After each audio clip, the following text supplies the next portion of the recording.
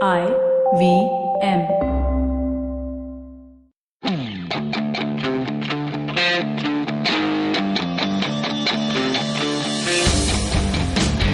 Alright, hello and welcome to Waddaplayah, the greatest week to be in sports journalism.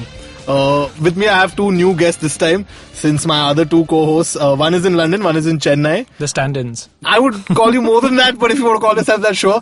I didn't say that. That guy said it. Okay, let me introduce you all first, otherwise people will be like, who is this? Yeah. This is Unni speaking now, Mr. Unni Nambudripad. Yes, not bad. It's actually the first time someone's got that on the first attempt. Okay. I kid you not. Okay, because before you said that, I felt patronized. I was coming like, on every you show can now. say my surname, wow. He feels damn welcome now. So welcome Unni. Thanks for Unni, having me. please tell our listeners what you do and... So, I think why I'm on this podcast is because I've covered 2 World Cups. Shit. So I used to work with Hotstar and then before that with Bloomberg TV. So I've done some major, really hoping India loses because then we'd have to cover more matches. So it did work because they reached the semi-finals. But yeah, I've followed tennis, football, cricket for the past. What a great week to 25 be! years. What a great week to be on a sports podcast, I right? swear, man. I love my co-hosts who both don't watch any other sport but cricket for not being here today. What a great time! What a great time to have co-hosts who have watched sports.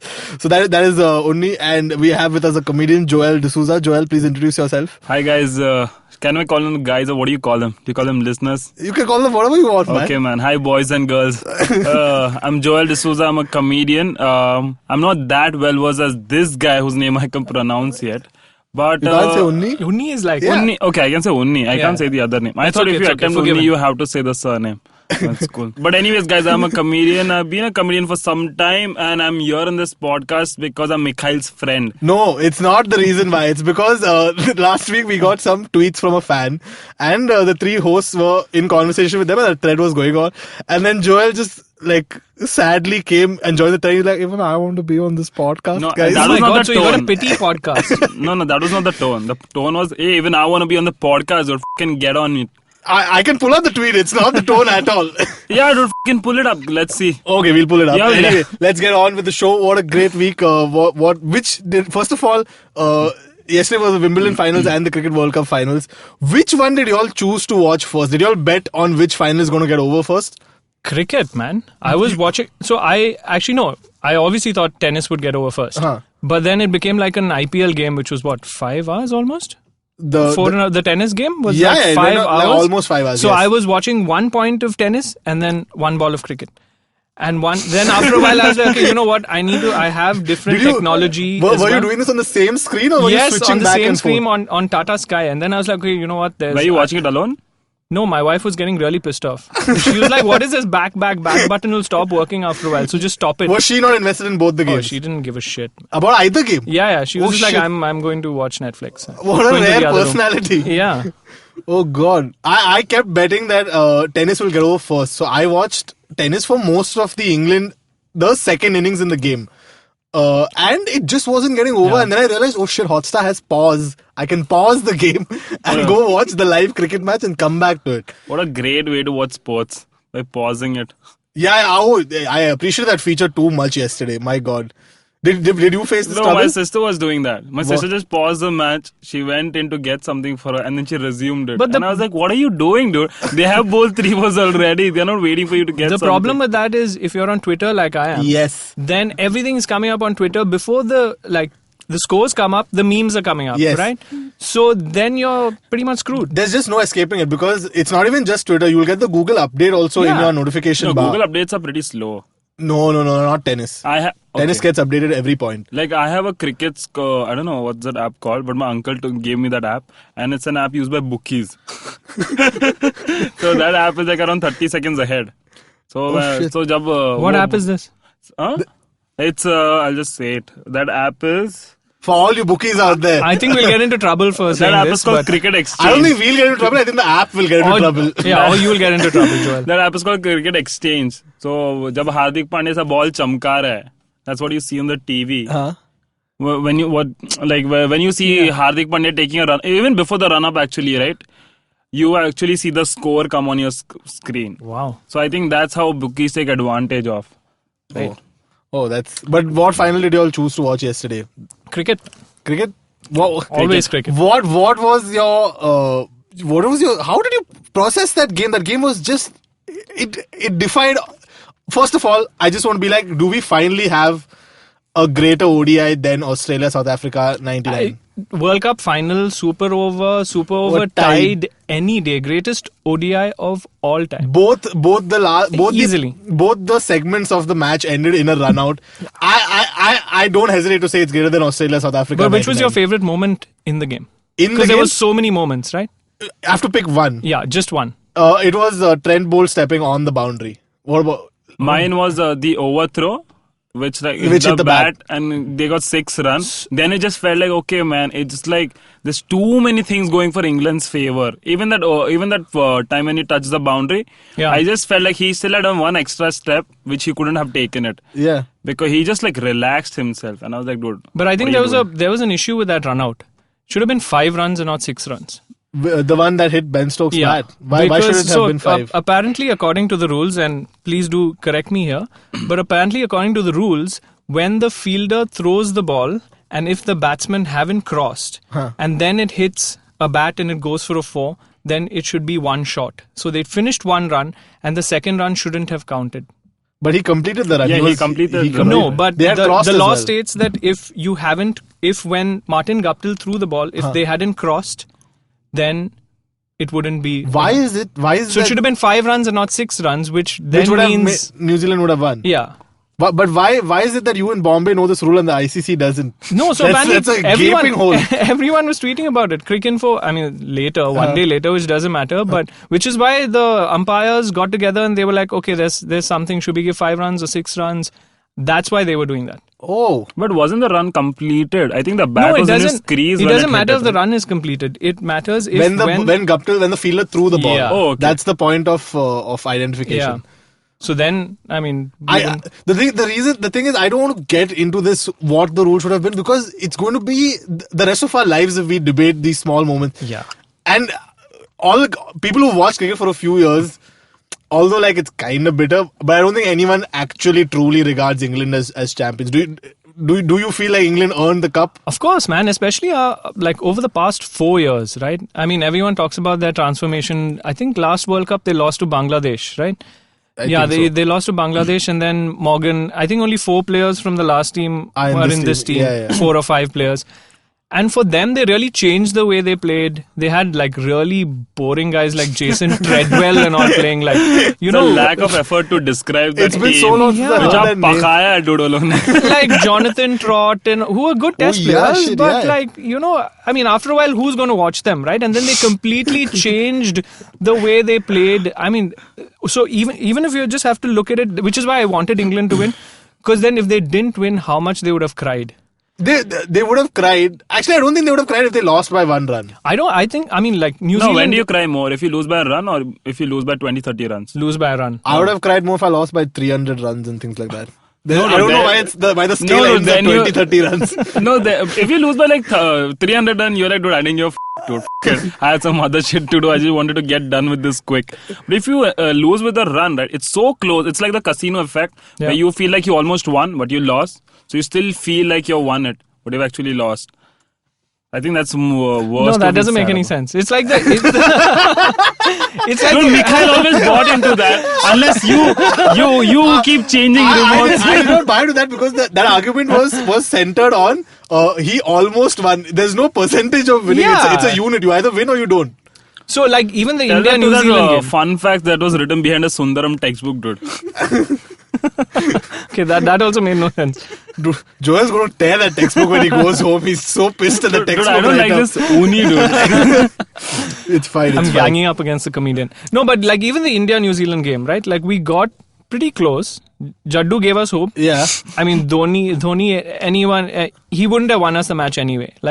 I don't know if you guys are Dhoni fans. I'm not a Dhoni fan. Yeah. We wouldn't have won that game. He was struggling to play. I found a new term for unquestioning fans of Dhoni. The term is thala tad. Which I like that. I really like that term. I like that. Half of them be sitting in Chennai. I shouldn't say this, but it's alliteration. It's genius. Yeah.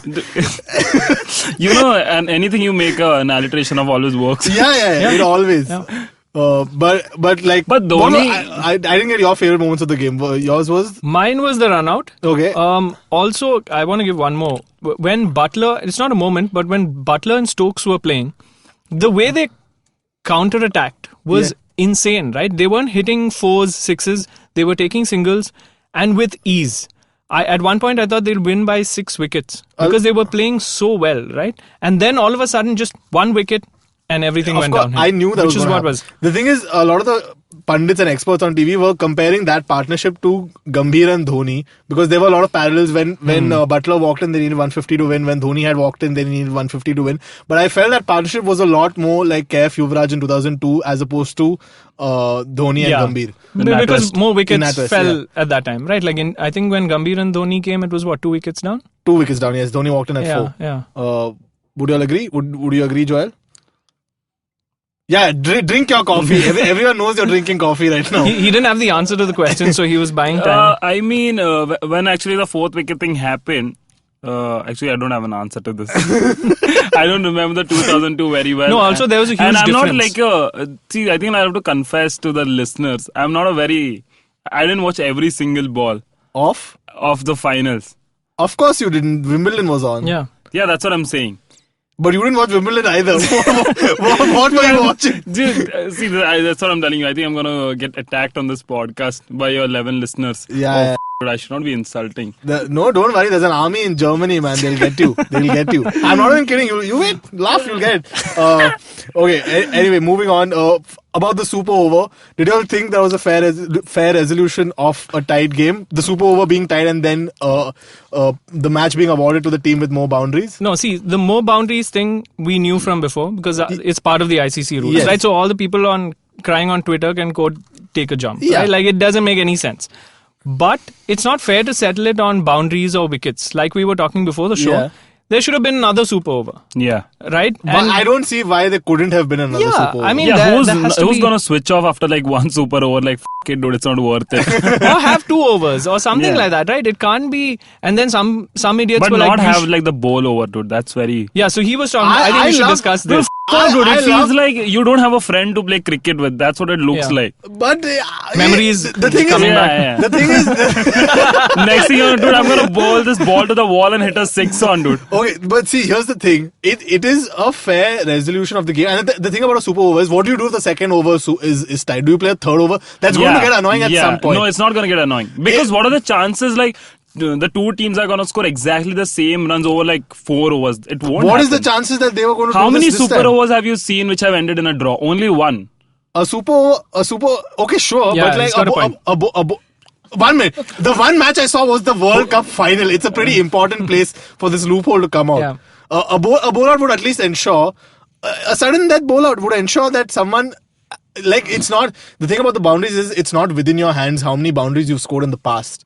Whereas a bowlout, you have it within your hands to change the fate of the game. But the problem with the bowlout is it's sort of like a coin toss, right? 2007 T20 World Cup, India, Pakistan. How is it a coin toss? Robin Uthappa is coming and bowling, man. But he's good It's at no that. skill, right? Like, Dude, you can't be good at my bowling an grandmother empty will bowl stuff. then. What are you all saying? He's good. Just because he's from the south, you're supporting him, Mikhail. No, hey, what man. do you have against people He's from from the south himself, but idiot. Okay. It's not one. No, I'll say this. Okay. There is a skill involved. As ridiculous as you think it is, there is a skill involved in hitting stumps. If Robin Uthappa made it, that means some fast bowlers from the team did not make it. So Zahir Khan did not make it. So I think the ICC but it's tried a it dumb out. thing It's to like make the it in. It's like the super sub, right? At one point we had a super sub rule Correct. where you could bring like one person and like substitute that person. They tried it out. They tried this with the bowl out. It didn't work for them, and that's why they started off. I feel they like said, okay, you know what, this doesn't work. The super over works, but in case of a tie for the super over, the sudden death should be a bowl out. No, there should be one more. Because one thing I hate about the boundary rule is how much like the whole ICC, BCCI is just trying to make cricket like a whole batting game. Yes. Like that's the worst thing. Like boundary is like every time you hear commentators saying, like Agree. since it's such a, like now they have 2 new balls, so reverse swing is out of the question. Again, they have over the bowlers. Okay. So now when you have like boundaries only, that means, dude, you're just trying to over the bowlers, dude.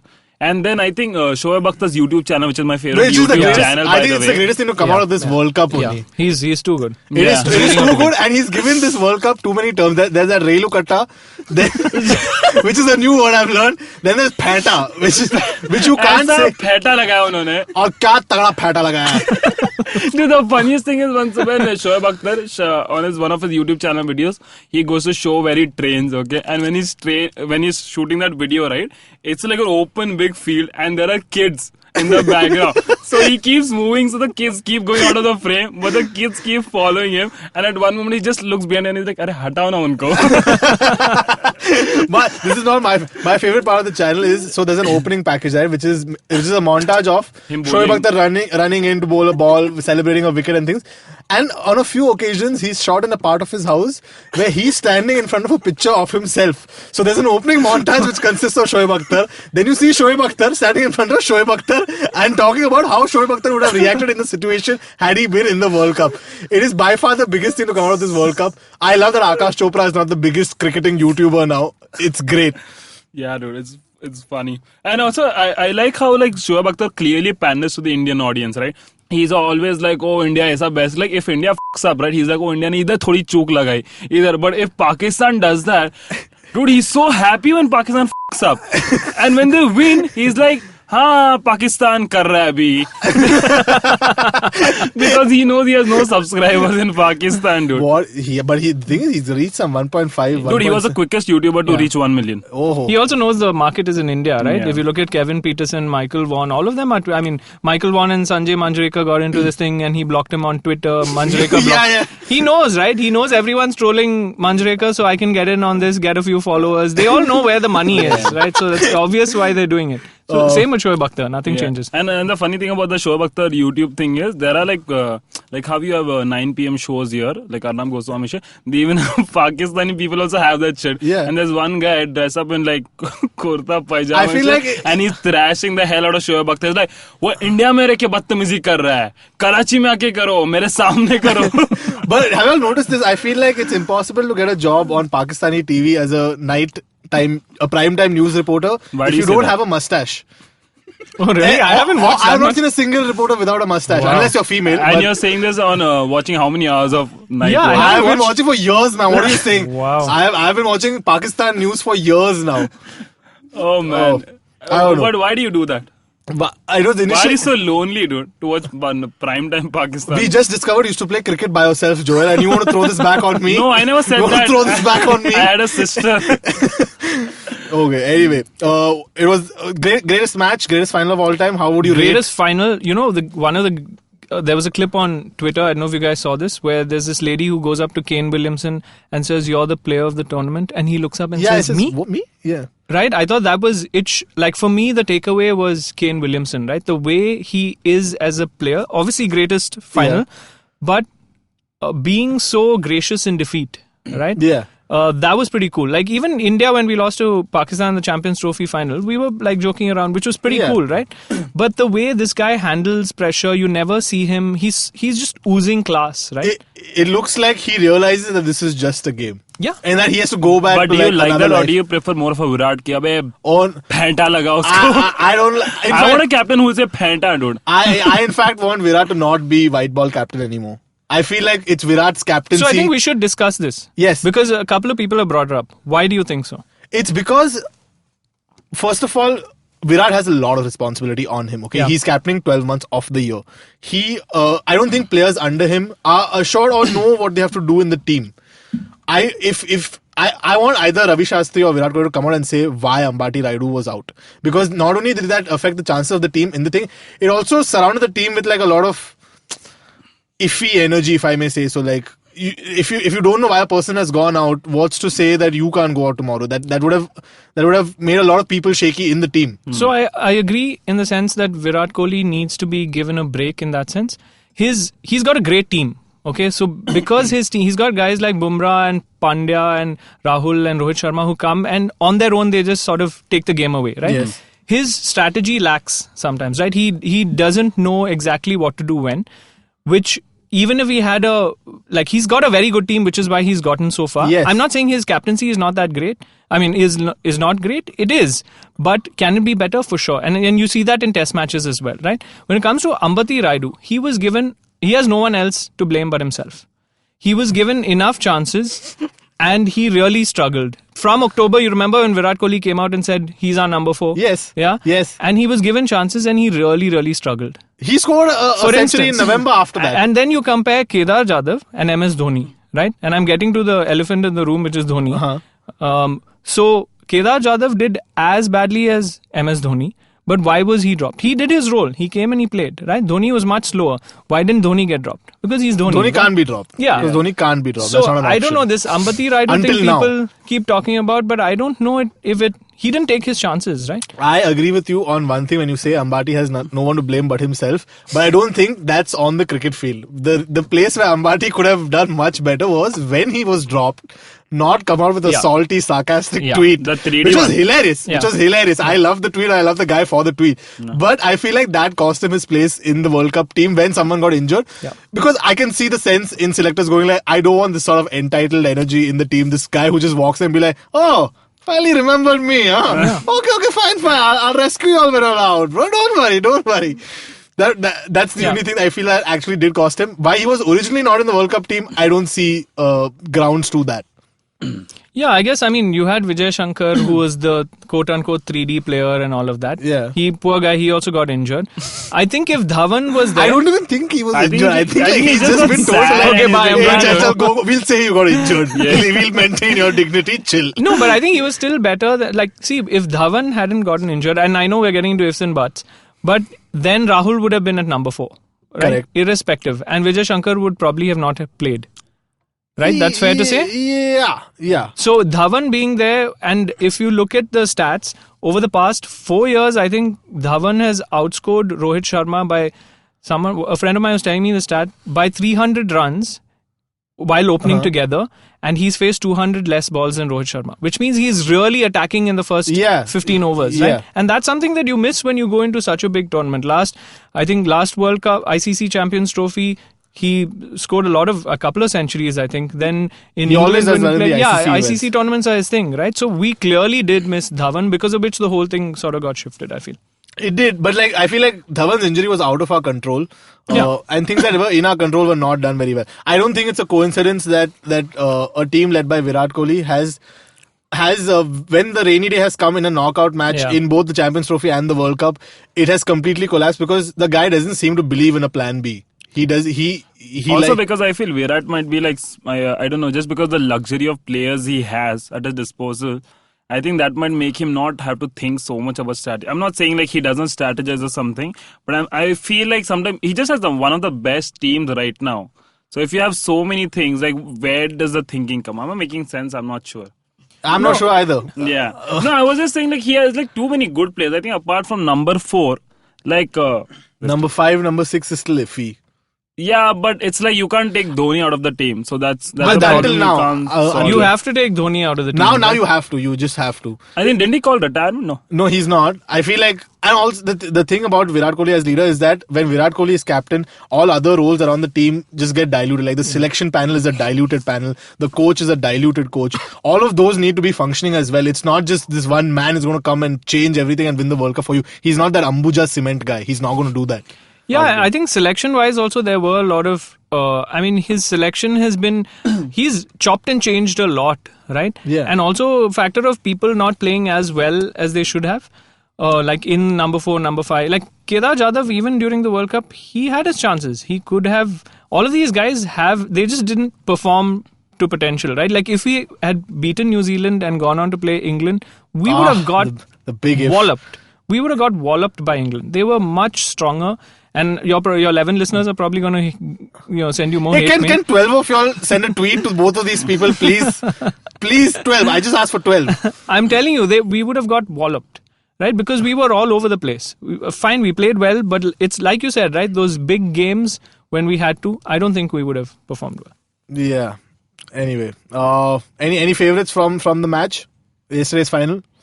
Favorites from your personal favorite from the match. It doesn't have to be the winning performance. Just a player who you liked for their presence in the match. There was this one shot that Ben Stokes hit of Trent Bolt.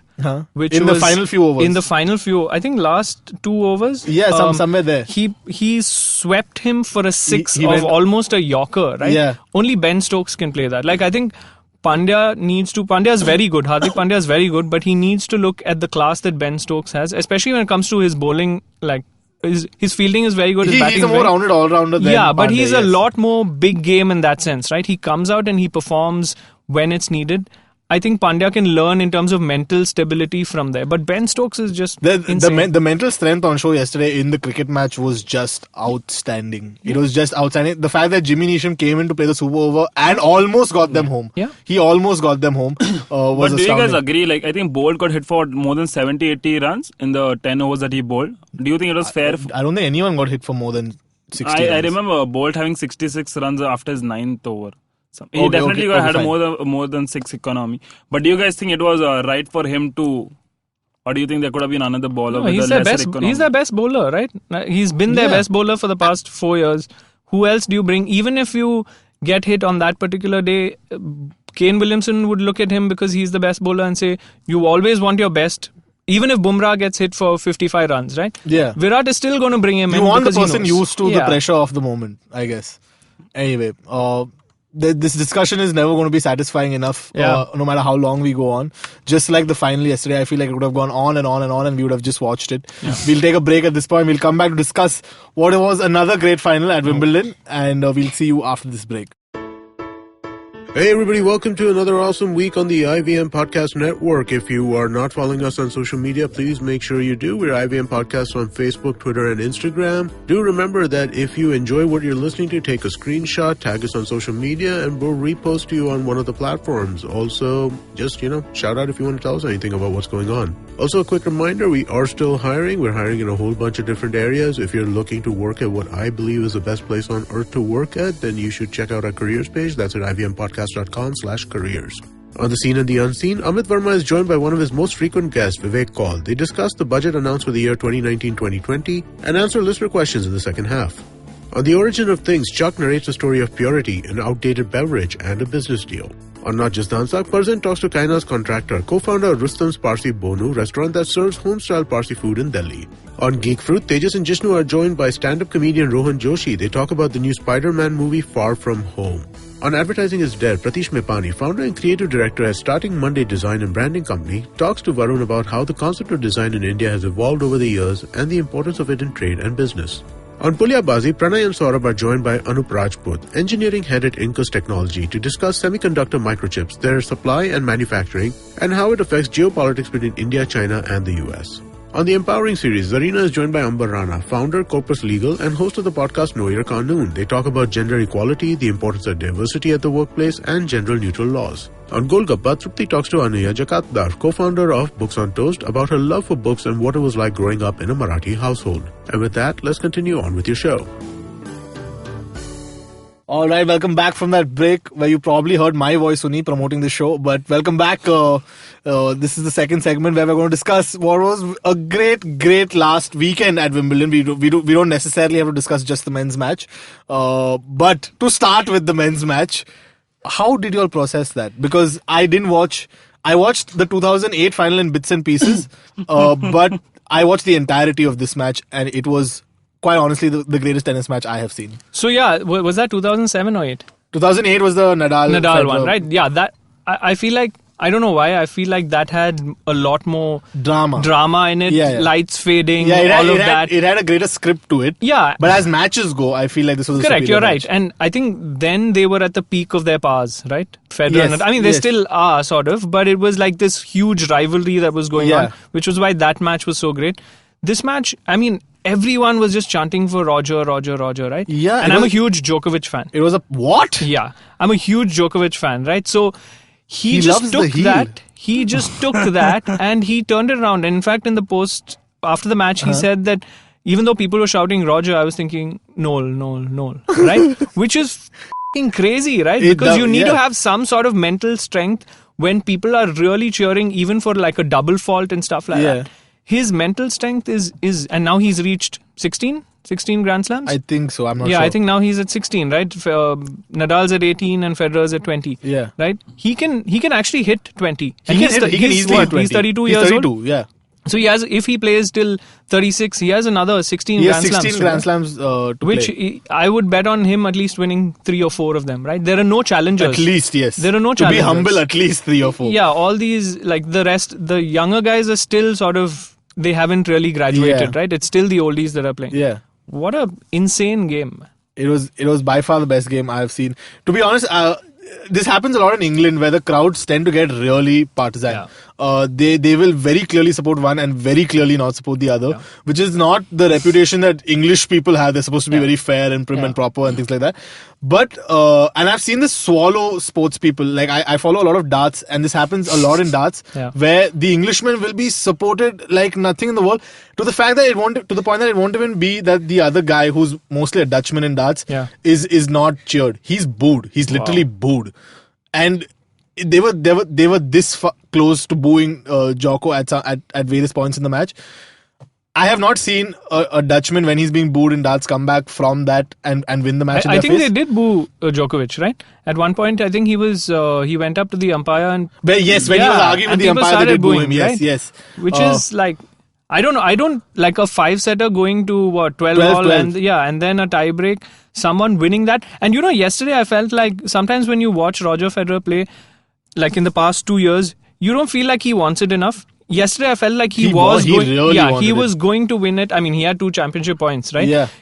I felt like he would win it, but imagine the strength of the other guy. Yes. Despite all of that crowd and despite Roger Federer playing so well, imagine how fucking good he has to be to beat him. Right? For me, that's the takeaway. Midway through the 5th set, I sent a friend a message saying, Roger deserves this match. He's clearly been the better player through the match. He won 6 games in every set at the very least, and then 6 more in the final set. He won 36 games in the match in total. Yeah. That's usually not a scoreline you lose with. Yeah. But Djoko won all the sets on tiebreaker, which means that when it mattered, he stepped the up. I think the thing about Roger Federer is he's so beautiful when he plays, right? So even when he's like hitting his it's like Ronaldinho at the peak of his powers, right? It was like he was doing Bharatanatyam, right? And he would just like run past these guys with the ball, but so gracefully. That's the thing about Federer, right? Whereas Djokovic is obviously really good, Nadal, but these guys are fighters as well, right? They might not have as much of that natural talent that Federer has. And maybe I'll get hate from Djoko fans and Nadal fans as well. No, I think it's a widely accepted fact. Yeah, but they fight like hell, right? It's like, even I felt that, right? Like that Federer was playing better, but when it came to the crunch points, Djokovic was The thing is, you can't say that a person who won a match didn't deserve to win the match if they came back from match point. Yeah. And 2 match points, not even 1. Yeah. If you come back from match point, I feel like, yes, you deserve the victory. But I kind of feel bad that Federer hasn't won, because I want him to win a slam and retire. I see that as such a beautiful ending to what has been a great career. I feel like this was who's going to say that this wasn't his best shot? Yeah, I don't know. Like I was talking to my mother, who's a huge, like all of the cricket, tennis, football that I know is because I've grown up watching it because of her. She was like, Unni, why isn't Roger Federer retiring? So I was like, yeah, why isn't Dhoni retiring, right? Yeah. It's like they want to keep playing, and I was like, maybe this is the slam, right? Where he says, you know what, I won it in glory, and tata. Yeah, it's the chase of that final high, right? You're not going to be like, hey guys, I had my fill, bye. But then it's also a sort of like, it's an individual sport. He enjoys it. Let him keep playing. Of course. There's also that. It's not like, if you have to compare, you can't compare Federer and Dhoni. I think it's because one is a team sport, one is an individual sport. But I feel like, I feel like maybe he has won a couple of slams in him. Also, in maybe 10 years back, all of the tennis players would, by the time they were 30, 31, they would sort of fade out. Yes. I feel like 40 is a new 30, right?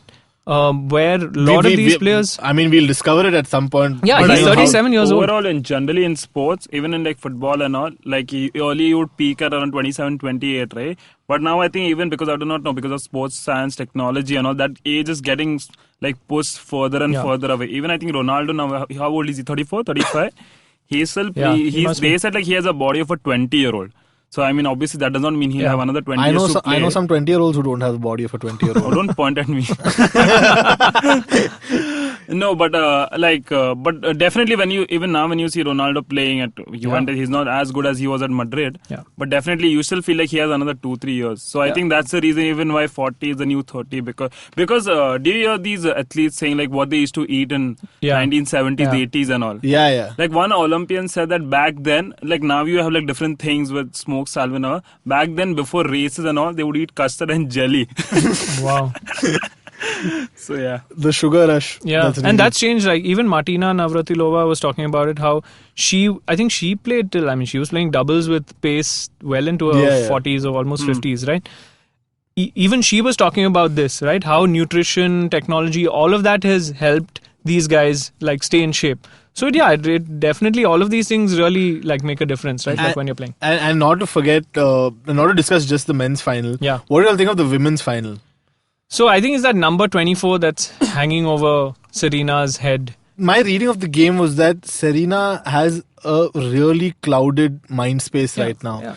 Because you could see how harsh she was being on herself every time she had an unforced error or something. Yeah. And I'm like, dude, I know engineering students who are not that hard on themselves. Please calm down. You will win this if you just calm down. She was being really harsh on herself. Yeah. And I don't know where that's coming from. I think it's a little bit of, you remember when, again, a lot of hate from Sachin fans are going to come, but when Sachin got his 100th 100 and we lost that game to Bangladesh and he was just like going on like he wanted that 100 so bad, right? He was playing for that 100 and because of which he slowed down, the team slowed down, we lost. I think the same thing is happening with Serena. Like you said, it's like this mental block because she's lost 3 finals in the last 12 months, right? She lost to Kerber, she lost to Osaka and now here, right, to Halep. So I think that is still playing on her mind where she's like, I want to equal Margaret Court's record. I want to prove that I am the best, right?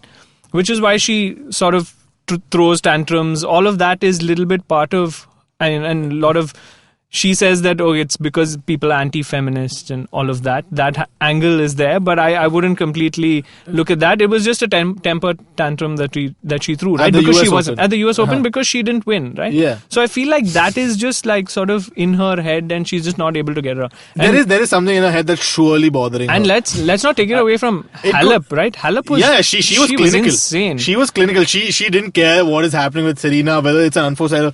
She was not. I knew like she won very handsomely, but she wouldn't have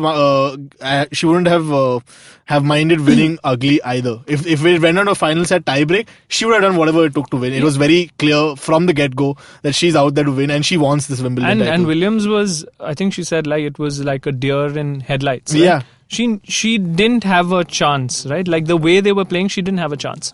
Yeah. So I think that's what it is. And also Williams, I don't know if it have made a difference, but she played doubles as well, mixed doubles with Andy Murray. Yeah. So I don't know if that sort of got her tired. I don't know. She's pretty strong that way physically, but I don't know if that also played. But she did mention fatigue as an issue. So you never know what that. And also I think when you have a very long career, you have like Serena, like she's clearly a legend in tennis.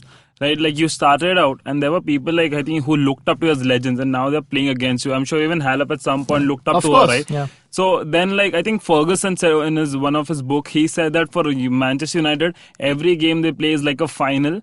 Because even they are playing if like a mid-table too, everybody has looked up playing against Manchester United once in their life, right? So everybody fucking steps up. Whereas in United, probably they are like, dude, they are the mid-table team, right? So we might have to like, we can play casually around, but those people don't think it's a casual match. They probably want to play the best. Yeah. So I think even that's the reason.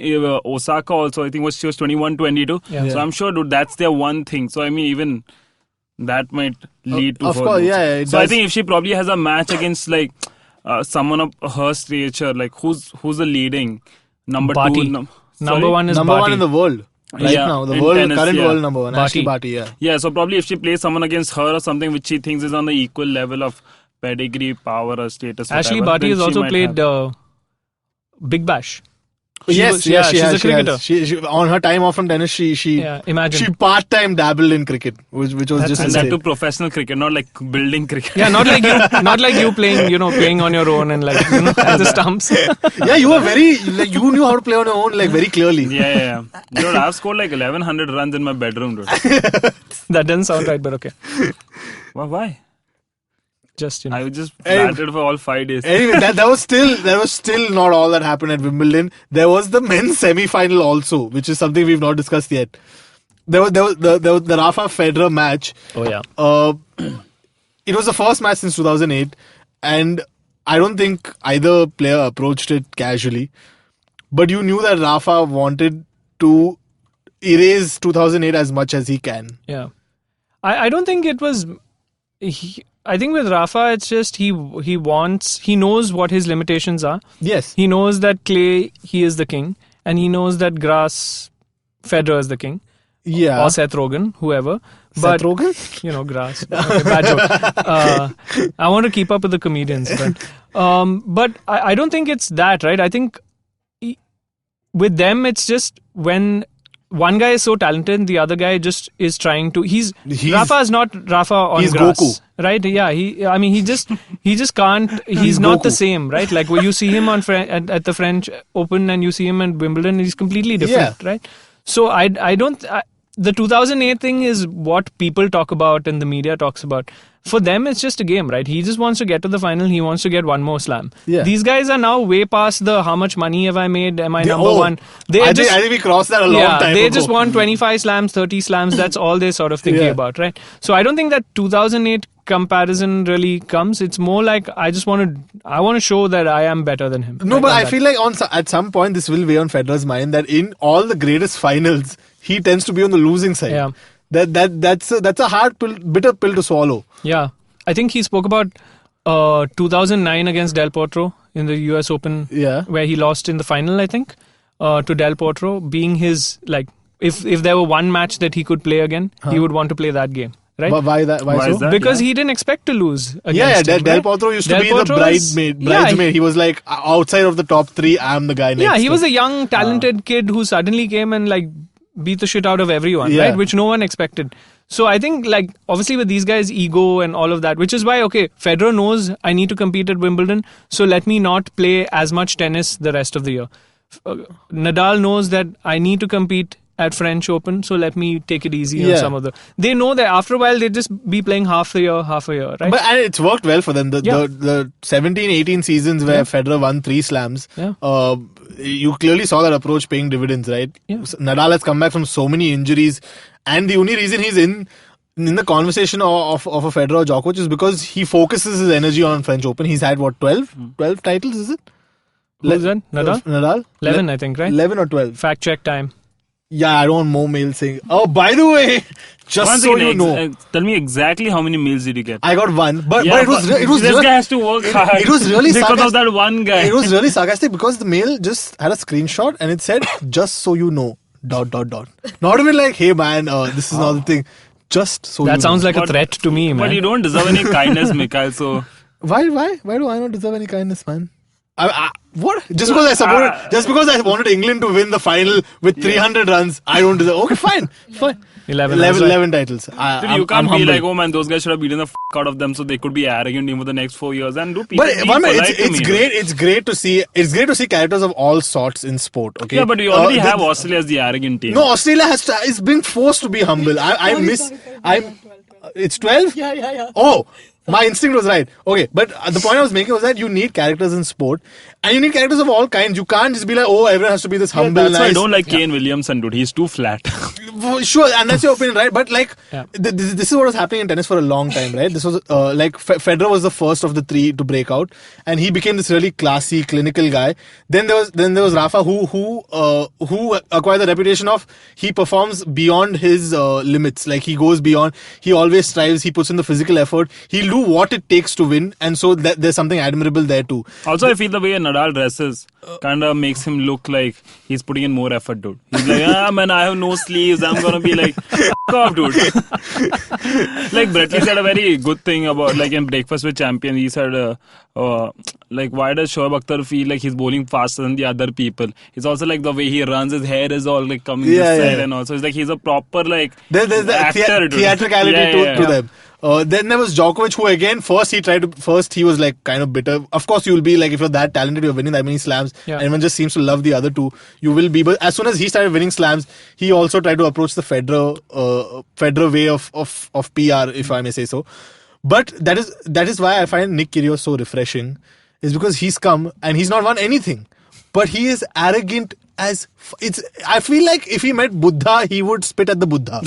I hate that dude. Dude, I have man. a thing for arrogant sportsmen. He's that arrogant. Yeah. I find that so refreshing. Yeah. I know arrogance is fine, right? But No, it's pretty interesting. Arrogance is fine if you're really good at what you do, which he is, but he doesn't follow it up. You can be arrogant if But he you're hasn't- Virat Kohli or if you're who are the But why are we 90s determining Australian? when other people should be arrogant? Yeah, They're exactly. arrogant. No, like I'm saying as a I don't like sportsperson. arrogance on an excellent talent. I like arrogance on a mediocre talent. Yeah, that's so much Like more imagine, fun. like Bumrah can be arrogant, but he's not. That's why I don't like him so much.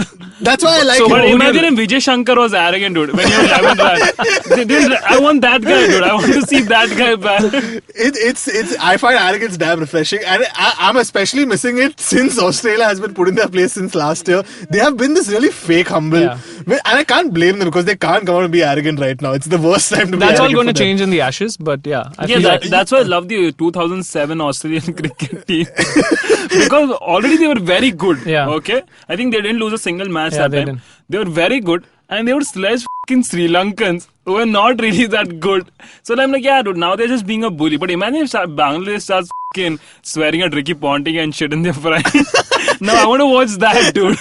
I find it hugely entertaining. And the thing is, England, it's not just that they won the World Cup by 300 runs, right? They would have walked around with the arrogance that, oh, I heard all those jokes for the last 40 years, huh? I invented the game, I didn't win, huh? Where's the trophy, bro? Where's the tweet? Retweet now, dude. Yeah, retweet, bro. Where's this is just the big World Cup I won, bro. Yeah, dude, this is not real, dude. This is not real. I would have found that great. I would have also found New Zealand winning great because it's been a long time since we've had a humble world champion. I try to do I my feel personal. India was pretty humble, dude, when they won it in 2011. Bullshit. No. Bullshit. We were humble. I think for they God's were- sake, I think we we were carried not- that Sachin. Sachin was going all Yeah, over that's the just because ground. in Wankhede, you think we would have carried Sachin and fucking Lords or They what? would have carried him anywhere. Anywhere they would have carried Sachin. Yeah. And the thing is, for the next 4 years, they were not humble. The last humble world champion I can recall, and this is now I have to go back on like what has been written and shit, is India in 83. Yeah. Australia in 87 was arrogant. Pakistan in 92 was the least arrogant since No, then, they but were it was pretty still, arrogant. It was still Yeah, arrogant. Imran Khan was- Sri Lanka was extremely arrogant. Oh, yeah? And Australia for all 3 championships that they won in a row were arrogant. Australia never stopped being India was arrogant. arrogant. Yeah, true. 15 again Australia was arrogant. So New Zealand would have been another kind of refreshing champion, but England would have been a new kind of arrogance, which would have been even like all the more entertaining. So that was my take on it. I'd like to see Kyrgios win. I'd like to see him win and then like mock his opponent. But that's the thing, he'll win if you concentrate. You need to concentrate on your sport, right? So if your arrogance and all is fine, I get your point, and I know you guys are joking a little bit, but you need to if he's not going to win anything, then but he's come out and he said, I don't care about tennis, right? So He's a tennis player. yeah, he's like tennis he's- is one part of my life, which is okay. At least he's being honest. I like the honesty. He's gonna play Big Bash after But this. he's also being a prick, right? He like underarm serve to Nadal and all. I love Dude, that. I love that, It's dude. so petty. It's so And petty. the thing is, he's not being petty in a building tournament. He's And being petty at the biggest tournament. You know the thing is, if he had to be apologetic after doing the underarm serve, there was no coming out of that hole. Yeah, It's like marketing, right? Like if you try to defend yourself and be like, hey, but I warned him once and this happened and so I did it. You're in a hole. But if you do that, be like, yeah, bro, he was out of the crease. Yeah. What do you want me to do? Say, Or- hey, please come into your Yeah, crease. he should be like- I yeah. can make you out. Don't make me make you out, please. I want to be a nice. That's. But he's Yeah. like, yeah, I saw underarm, bro. Why are you standing so far behind? Come in front. Yeah, he I'll should not be like, serve. dude, a Federer, dude. मैं कैसा हराएगा उसको? All that is fine, but he's not winning jack shit. I That's want okay. him. So I sport want is he's him. about. winning- he's winning It's hard, fun for winning us. Ballard. It's fun for us, and the press conferences and all are fine. But after a while, it's like I would like to see him win. You know, another great. No one said this is arrogant, but in my head, I saw it as quite. As soon as Djokovic won, he went onto the ground and ate the grass from the court, right? Yeah. I was like, what a great way to brand yourself as the GOAT. You don't make anyone say it. that's Nothing. pretty deep, man. One person notices it in Malad and they're like, oh God, the GOAT's got to eat his grass, bro. Yeah, that's pretty deep, man. I didn't notice Premium that. grass. I That's saw the it. most expensive grass you can eat, by the way, I feel. That's like, I don't know, what's this brand? Gucci? Gucci grass. So no one's allowed to eat those grass. Anyway, we're going on very long, but it's fair given that it's been a great sporting week. We will come back with our last segment where we'll decide the water player and not a player of the week, and we'll see you on the other side of this break. Are you constantly seeking happiness? Wondering how to make the most of every day? How not to let your inhibitions stop you from achieving your goals? It's now time to get your A game on. It's time to unlock your true potential. Tune in to the Empowering series with me, Zarina Poonawalla, to feel empowered in all genres of life. From behavioral skills to management skills. From health to relationships. From mental well-being to emotional well-being. And of course, your finances. I've got you covered. With these tips and tricks from me, Zarina, and true life stories from my amazing guests, you're bound to bring your purest to the table. Tune in to the Empowering series with Zarina Poonawalla every Thursday on the IVM Podcast app, website, or wherever you listen to podcasts. Alright, welcome back into our final segment where there are no... Actually, I lost the... So every week, the three hosts, we predict who's going to win the upcoming matches in the World Cup. And so far, I have been the undisputed champion. Oh, wow, really? There's a post and I've saved that picture from the Instagram stories. I'm the undisputed champion. There's a sticker of a crown on my head. Wow. But this week, I lost because I said New Zealand would win. I don't know if I've lost because did England win? No. Did England win? No, they lifted the cup. Okay, so I continue being... They didn't win. Yeah, they lifted the cup, they didn't win. So I continue being the undisputed champion of predictions. Boo you, Akash, wherever you are. Can't even say anything now, I so love it. So let's move on to our first segment of this week. Water player of the week. And this is going to be a tough week to choose a water player. Do you all have any... like whatever? Do we choose separately on tennis and cricket or like just overall? Overall, you can choose from multiple sports. So go for it. There was also F1 this week where Lewis Hamilton won a record 6th British Grand Prix, which the highest has been 5 so far. Dude, I'm not a fan of people winning like 6, 7 or fuck. I'm not a fan of F1 going. I completely dominated this. Yeah, I'm not a fan of F1 going through just one period of domination after the other. It was Michael Schumacher. Then as soon the year Schumacher retired, next year Hamilton debuted. There were 2 years of like iffiness. Then Vettel started dominating. Yeah. Then after that again Hamilton has started dominating. It's just quite boring. Yeah, it's very boring. I get why Lewis Hamilton. I just want once force India to win something, dude. They almost, man. Yeah, dude, they almost win. That's what happened. Then Vijay Mallya just tweets something bullshit. And then again. I love Vijay Mallya. He's the most successful person from my community. From our community. Our community. The liquor community? No, the Konkani speaking community. Dude, I love how that guy doesn't give a single dude. I love how my community is just like people who are on the wrong side of perception. The most successful but are super confident. Yeah, the most successful people from our community, the Konkani speaking community, are Vijay Mallya and Dawood Ibrahim. Wow. Both super confident. No one else comes and close. Cricket fans. No one else comes close. That's not bad. Yeah, it's great. Yeah, I'm like, both super illegal. But okay, so you can include Lewis Hamilton, who won. It was not as eventful a race otherwise. It's quite F1's being quite standard these days. So you can throw out some names. I don't even get why racing, to be honest, is like so looked upon. That was the worst point anyone's ever made. Okay, moving on. I've ever heard. I had to say it. I'm just kidding. Racing is pretty good. How you backtracked on that? 11 listeners. Lewis Hamilton is good, man. How you should. You know what, dude? When you have 11 listeners, you should know everything about them. Again, can 12 of y'all please tweet? Please, I beg of y'all. Okay. Water player of the week, I'll tell you who. Jofra Archer. Jofra Archer is one nomination. Okay, fine. Yeah. Why Jofra Archer? I'll tell you why. Don't tell me because it's 24. I was going to say that, but no, because first World Cup, first tournament. Second tournament. He played Pakistan. Yeah, yes. he played Pakistan. The guy who even in the England setup, I think David Willey, who missed out because he was there, and a lot of these guys, even Vokes came out and said it's not fair that he gets to play. He's going to be picked in the Ashes squad. He's bowled the last over. Imagine the kind of pressure that guy has to deal with, right? And IPL and all is fine, but a World Cup final is completely World Cup is different, right? Forget final. And I feel like that guy has really everyone's been talking about Stokes and Butler and Morgan and all of these guys, but he's done a really good, he and Vokes, but I would say he's done a really good job with just presenting England as a really strong bowling unit. So I feel like he could be one. Okay. Nominee. I'll throw in Kane Williamson's name. Yeah, okay. Specifically because over the last week, he has shown multiple skills that have proved to be... I did not think he deserved player of the tournament. I don't think even he deserved it. He thought he deserved it. Yeah. Who do you think deserved it then? Shakib Al Hasan. Yeah. Shakib Al Hasan. Yeah. 600 runs and 10 wickets is kind of unreal, man. Yeah, Shakib or Rohit? It's like Rahul Dravid having a great World Cup and also being Zahir Khan at the same time. it's literally something like Wow, that. yeah. He batted at number 3, he scored 600 runs and he took 10 wickets. Yeah. Fair. The only reason he's not got man of the tournament is because he didn't have cancer. I'm sure. If he had cancer, he would have got man of the tournament. Or if he died. Yeah, what the hell, man? There's a line. Okay, so I throw in Kane Williamson's name for obvious reasons. He's had... For me, it's Ben Stokes, dude. Ben Stokes, I see the reason completely why Ben Stokes. Yeah, because like when he came to bat during the Super Over, I thought he'll wear a fresh T-shirt.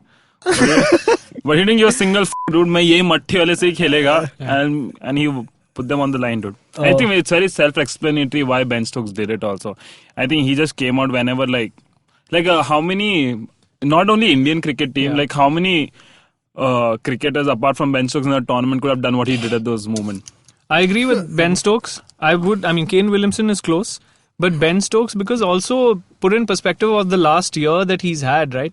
He's like almost went to jail or whatever. He had that hearing. Yeah, he had that hearing. Oh, that further proves my point. Why is kick those guys, and he was like vilified, dropped from the test team, dropped from all of the teams, and then I'm sure that was playing on his mind, right? And then to come out and play an innings like that, yeah, I would lean towards. He Ben must Stokes. have worked us solid in the jail. Okay, so far all our nominees have been from cricket. We obviously have to throw both Djokovic and Federer in the ring, right? Yeah, I don't think just guess. because Federer lost the match, he shouldn't qualify as a Waddaplayah because there's context to this award. He's 37, man, and he won 36 games.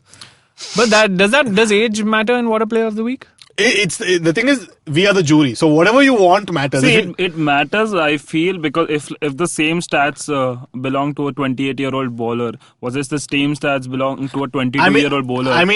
He's done that with less experience. You've given credit to Archer for coming into the first big World Cup and doing it, right? So like credit can be extended to Federer definitely. for being 37 and winning. The thing is that match went on for really long. But he didn't win, right? So why not Djokovic?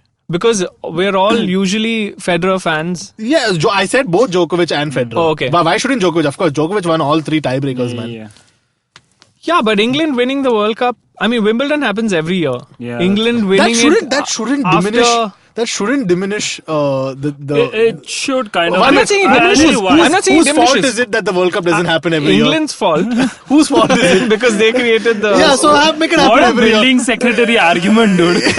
No, but really, like, well, if that's going to be the argument, change it. No, but we're talking about in the context of Waddaplayah of the week, right? Yeah, So- it's a very prestigious award. Huh? So we are deciding... Don't say like so dismissively. Hey, don't dismiss 11 followers. There are It will not- become 9. There are not many awards where the first recipient is a Bangladeshi. Okay, this is a rare, really fair award. Okay, so far our nominees are Jofra Archer, Kane Williamson, Ben Stokes, Roger Federer, Djokovic. Any other nominees? I'm not throwing Lewis Hamilton. Into I the even ring. feel Nisham. Nisham, he's from a building or something. From Malad West. Nisham. Who's this guy? Nisham Shah, right? No, dude. Who was that guy who came Jimmy to bat? Nisham. That's what. Oh, Jesus Christ, dude. You made it sound like it's some guy you buy pickles from.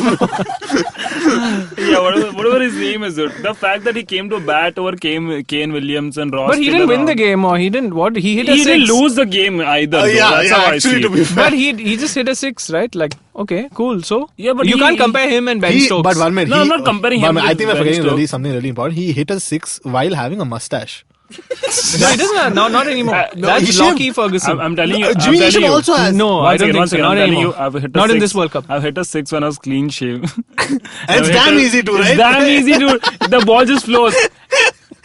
And I've hit a 6 with the mustache. It's very hard. The ball swings away from your bat. Everyone's sledging you. Okay, but to be serious, why are you throwing Jimmy Nisham into the ring? Dude, because he's not. It's like if you have a super over and someone puts Vijay Shankar in, dude, and he still does a decent shot. That's how. Is it a good example? No, it's not. No. It's really I mean, not. he's not the first. किसको नहीं लगा था कि Kane Williamson आएगा? No, Kane Williamson was surely not coming. That was obvious. Either Ross Taylor would come along with the other opening batsman. Although Williamson was padded Yes. up, so I think he would have come as Yeah. one down. Really? I saw him padded. Yeah, and then in the fourth ball he was padded up. On the fifth ball he removed his pads. It's damn fun. Okay, I think it's a very weak case for Jimmy Neesham. Yeah, no, We'll Neesham's include- out. Dude, I feel, hey, f*** off, dude. You supported me, and the longer I spoke about him, you fucking stepped out. No. We'll. It's between we'll Williamson and include him. Stokes. We'll include him, but he's a certain last. Like I think that's guaranteed that he's last in this race. He's a honorable mention. Let's narrow it down to 3. Okay. Ben Stokes, I think, walks in, Yeah, and so does Kane Williamson. yeah, Jofra Archer's out. yeah. Hey, but some of the New Zealand bowlers needs to make it in. Because they really defended a very small score. But who Bolt went for like 67 runs? Colin de Grandhomme makes a case. Yeah, he bowled well. But I You think The thing apart is- from the New thing is Zealand, that- any the team thing could is have that defended 240? The Cricket World Cup is also competing with Wimbledon final for Waddaplayah of the week, so it's going to be really tight. So between Djokovic and Federer, who walks into the final 3? Djokovic. Then Djokovic. Okay, so it's Djokovic, Stokes, and Nisham. no, Williamson. Did you say Williamson? Yeah. You said Williamson. He said... I said Archer. Archer. Okay. And I said... Okay. So it's Williamson, Djokovic, and Stokes. So who decides now? Now we each get one vote, and you pick. So at the count of 3. Once again. At the count of 3, I will start, and Unni, you go next, and Joel, you go next. Okay, and we hopefully have a consensus. 1, 2, 3. I go with Stokes. Stokes. Okay, Ben Stokes. So why did we debate this so long Yeah. then if we knew And we why were did going to it say create so much Stokes? drama around it? It's You called- could have just said fucking Stokes and ended it. It's Yeah. called theatricality, okay? You, Look it up. you thought you were Shoaib Akhtar in this moment. क्या फैटा लगा है Stokes ने. Okay, now it's time for not a player of the week, and I vote for Martin Guptill. Very good choice. Actually, but the thing is, he can't be not a player because he had that run out to his credit. And he almost made the run out where he was out. So, okay, fine, maybe not Guptill. Who else? I would say MS Dhoni. But did he play this week? Wasn't it this week? No, I think it was last week. No, it was. Yeah, I mean, like Sunday you take as last week, right? Or do you take it as this week? It's I think from But I Tuesday think let's to Tuesday. include the recent matches only. Oh, okay, Or do you want to fine. include the week also? Okay, I'm throwing Serena Williams into the frame. Okay, then I'll throw Sanjay Manjrekar. But he's not a player. Exactly. He's a player. He sucks so bad. He's even as a player, as a commentator. The thing is, it's a really hard time for the Sanjay Manjrekar debate because, of course, all of us we unite to hate Sanjay Yeah. Manjrekar. But Sanjay Manjrekar was not wrong in criticizing Jadeja because the point is not whether the criticism was valid or not. The point is criticism is I allowed. don't care about the Do criticism. you think he became better once he was criticized? Yeah, I mean, I think so.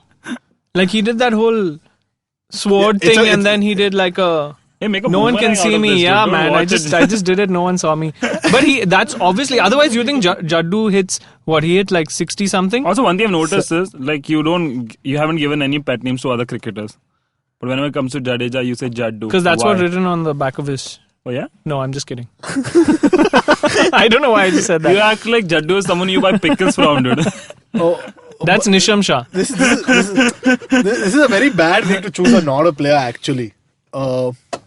I threw Serena Williams into the ring, right? Okay, so there's Serena Williams. I would say actually maybe even Trent Bolt. Because no one would have expected him to give 67 runs. Yeah, Trent Bolt makes for a good choice. And that yes. there was The that catch as well. and right? the last over. Yeah, and the last over. So I don't know. He could be like if you had to be really critical, it could be him. But yeah, Guptill. It's a week where we have to. And Guptill as well. If you're talking about Guptill, then you can talk about Dhoni, right? Because you were talking about the run out in that week. I think MS Dhoni needs to be there. I don't know why I'm targeting him, but I feel target. I feel like he needs to If be you're there not because attacking this, it's not fun. in the 45th over Dhoni ने against एक New फेंटा नहीं Zealand, लगाया. against New Zealand, in the 45th over, he left a delivery. Who f***ing does that, man? Like, Oh, that rude tennis player would have done that. who? Kyrgios. Yeah, like, I mean, that was absurd, right? Like, you can't do that. Everything, he wasn't even making an effort to hit, right? He was just taking a single, give it to Jaddu, and Jaddu was hitting it. But it makes sense why he did that, right? Because he couldn't, right? So no, because I don't think he couldn't. I think he could have still tried and gotten out on the boundary lanes, whatever. But I felt when Jaddu was hitting, you needed someone to be an anchor on the other side, which I felt Dhoni was being. See, this is the problem with Talatards. Okay, Jaddu se got that Okay, so the nominees so far are Serena Williams, Martin Guptill, MS Dhoni, Trent Bolt. I think it's 4. Let's not. He hasn't come up. With Even I would have said Bolt actually. Hey, don't just copy mine. Do you have any nominee?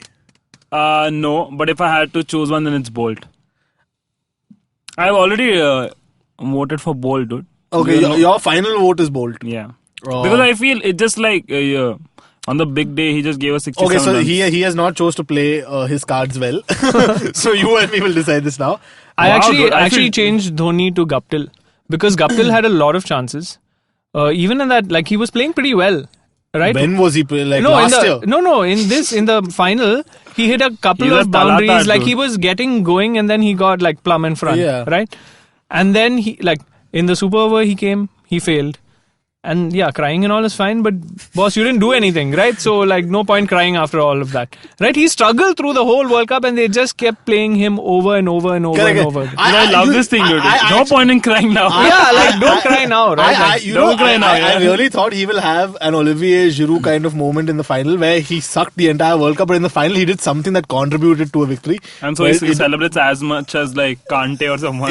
But it didn't come for him. So, does your final vote go to Guptill? Yeah, Guptill. Oh shit, we have quite a split because my vote goes to I just felt like Bolt gave her too many runs and still he kept on spiking his hair. I'm like, dude, don't do that, dude. After 67 runs. He didn't spike his hair. He was just like...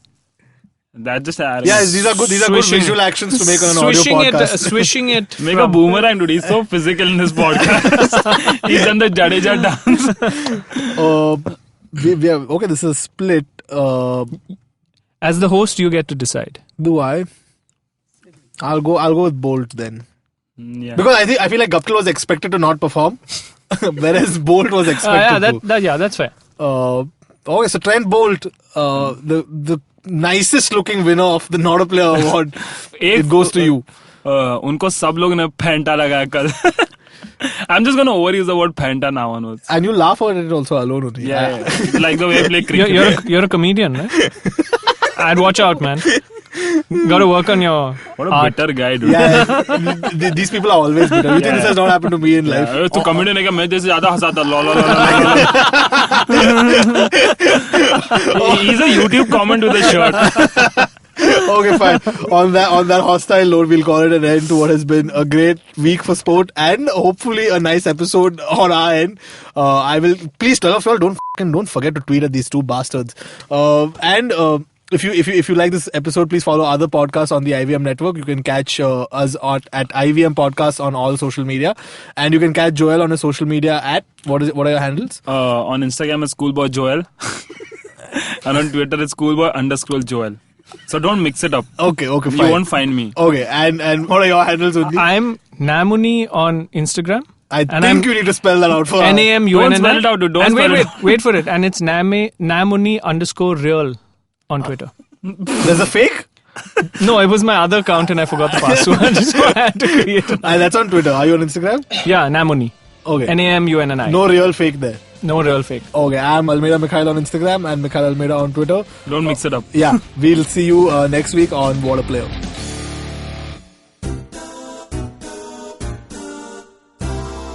माणसं गोलगप्प्यासारखी असतात.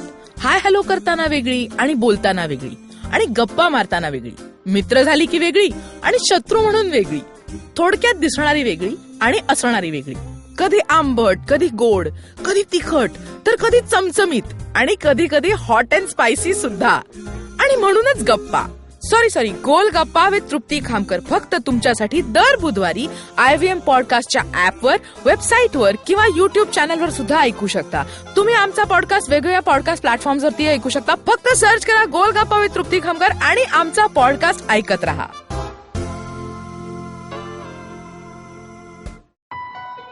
The most engaging and the most useful conversations you may have in your life are likely to be with your most challenging customers.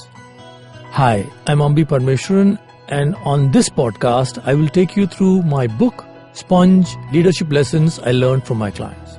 Packed with real stories about real people, but most of all, packed with the innumerable lessons I soaked up from some of the most iconic business leaders like Ratan Tata, Azim Premji, S. Ramadorai, Karsanbhai Patel, M. Damodaran, Dr. Kurian, and many more. Don't forget to tune in to the Sponge podcast. Keep sponging to keep learning.